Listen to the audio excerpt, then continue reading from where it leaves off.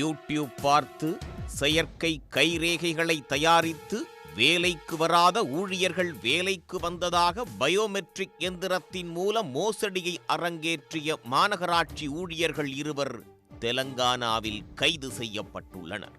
மோசடி அரங்கேற்றப்பட்டது எப்படி? தெலங்கானா மாநிலம் ஹைதராபாத் மாநகராட்சியில் 30 மண்டலங்களில் சுமார் 900 தூய்மை பணியாளர்களின் கள உதவியாளர்கள் பணிபுரிந்து வருகின்றனர். இவர்களின் மேற்பார்வையில் சுமார் 24,000 தூய்மை பணியாளர்கள் தங்கள் பணிகளை மேற்கொண்டு வருகின்றனர்.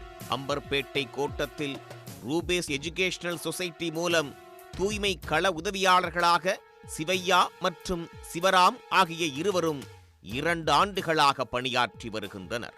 பயோமெட்ரிக் இயந்திரங்களில் தொழிலாளர்களின் வேலை நேரத்தை உள்ளிடுவதே இவர்களின் பணி. ஆனால் பணிக்கு வராத தொழிலாளர்களை வேலைக்கு வருவது போல் காண்பித்து இருவரும் பணம் பெற்று வந்துள்ளனர். இதற்காக 35 தூய்மை பணியாளர்களின் கைரேகைகளை குளோனிங் முறையில் தயாரித்துள்ளனர்.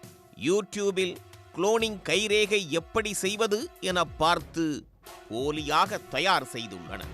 முதலில் தொழிலாளர்களின் கைரேகைகளை மெழுகு மீது அச்சிட்டு பின்னர் எம்சீல் அல்லது கம் பயன்படுத்தி செயற்கையாக போலி கைரேகைகளை தயார் செய்துள்ளனர்.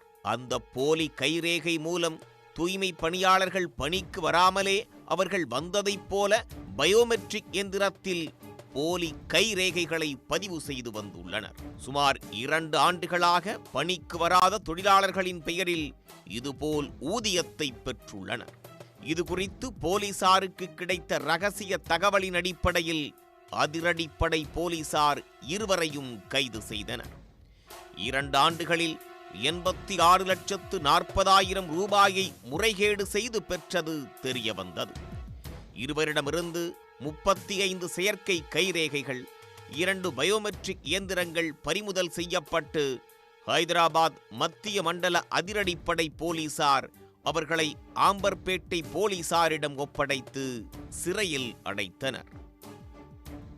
உடனுக்குடன் செய்திகளை தெரிந்து கொள்ள சன் நியூஸ் பெல் ஐகானை கிளிக் பண்ணுங்க.